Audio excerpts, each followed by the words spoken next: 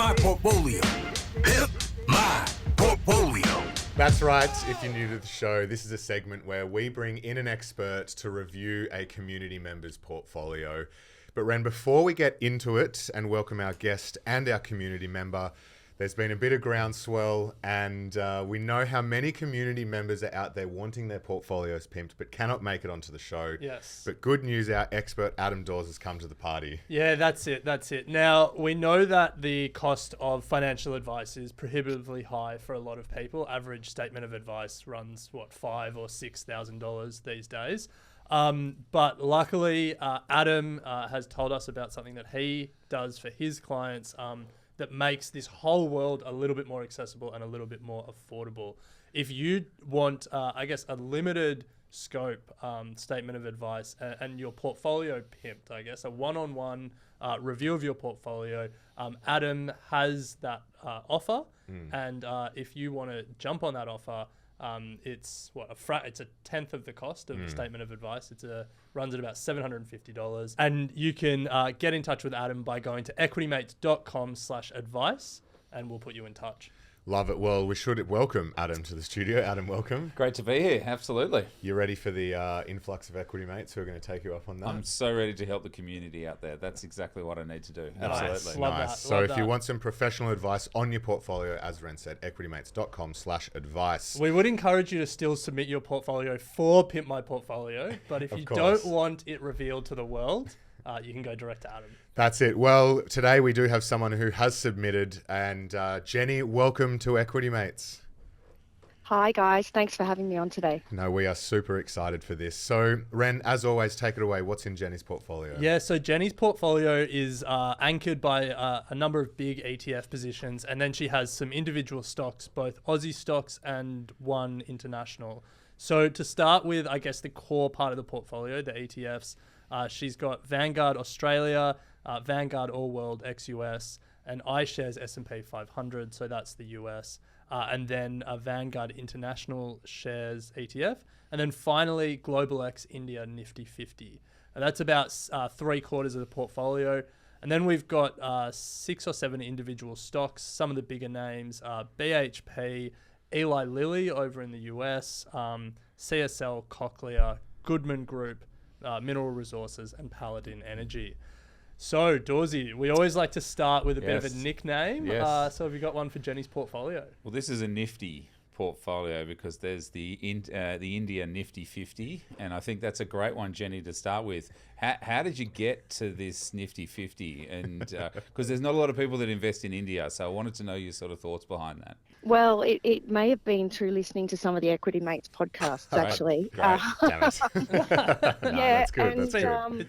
listening to some of the thoughts on India and seeing how that is growing and the rate of growth over there, and looking at the VEU holding that I had, it doesn't have a heap of exposure to India, and I wanted to have a heavier exposure to India. Yeah. Hence sort of trying to get into that one. It's done really well though, yeah, correct? You've I don't know what price you bought it at, but look, certainly this is one that everybody should have a bit of a look at. India has surpassed GDP growth of China, and that was about a year and a half ago, 2 years ago now. And so they are still growing at an exponential rate, where China at the moment is trying to stimulate their economy to keep propping up that growth. So I think that Nifty 50 is a really good one for you in the portfolio. So, Jenny, before Adam gets into a few other positions, perhaps can you explain how you got to this point in your portfolio? What's the strategy been?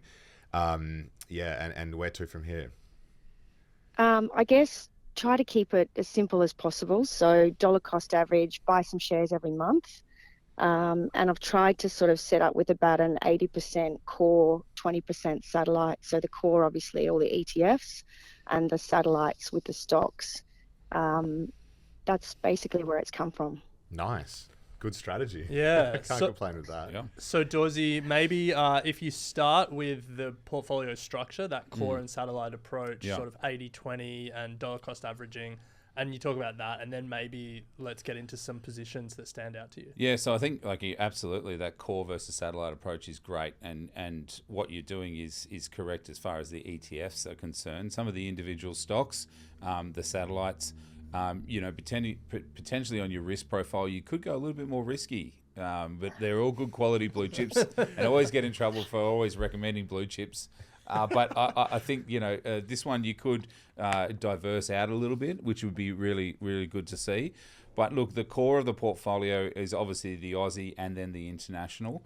What I'd like to see in far as that asset allocation that you've got there is potentially start to look, I don't know if you own property or potentially there's some fixed income products that you could have a look at inside of the portfolio as well as international as well as domestic, just to lift that profile. Remember, when interest rates start to fall, you want to be in fixed income or bonds, because bonds will appreciate over that time as interest rates fall. So it's a really good time to potentially diversifying out a little bit further of the portfolio.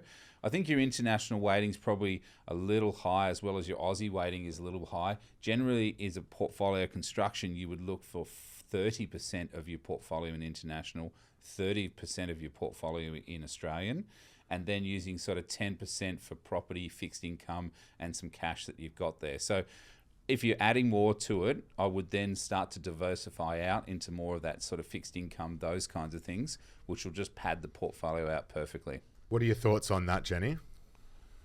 Yeah, it's interesting that you say that and that you talk about risk, because before I came on the segment, my husband and I were chatting about it, and I think we've got quite different risk profiles, and I'm sort of quite comfortable with where things are, but I realise that there's quite a lot of overlap with the ETF holdings and some of the blue chip individual stocks that I've got, and he sort of thinks that we should be more aggressive to try and get a better return.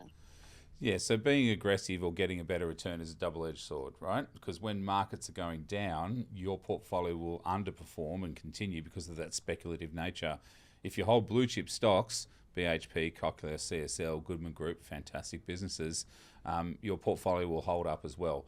I think we're in a growth phase of the market for at least another 12 months or so, bull market. We've seen that over the last sort of 9 months. So I still feel as interest rates are coming down, you've got the ability to go a little bit more risky. That doesn't mean you need to go into the penny dreadfuls. You can certainly go into the mid-cap space, that sort of 200, ASX 100 to 200. And you can have a look at some of those ones. Now, I don't want you to go over risk and then, go, bloody hell, Adam, why'd you push me into this kind of thing? But I think if you looked at it and then sort of went in that top 100 to 200 space, there's some amazing companies in there that could give you that extra growth that you're looking in the portfolio. Now, Jenny, before we talk about finding more growth too much, I think it is worth just saying, like, some of your stock picks have had incredible growth. Goodman Group up 70% in the last year. Eli Lilly up 65% in the last year. So I wouldn't be too hard on yourself. Like, you've done pretty well with some blue chip names, but like, the growth has certainly been there. Yeah, awesome. That's great to hear. Adam, one question on the weightings of things. You mentioned there, roughly 30% in Aussie. Jenny's currently sitting at about 40% just in the Vanguard Oz ETF. Yeah. Is the suggestion to then divert investments from now to other investments to bring up the weightings of others, or would you be trimming it? It depends how much, Jenny, you put into the portfolio on a regular contribution strategy or dollar cost averaging.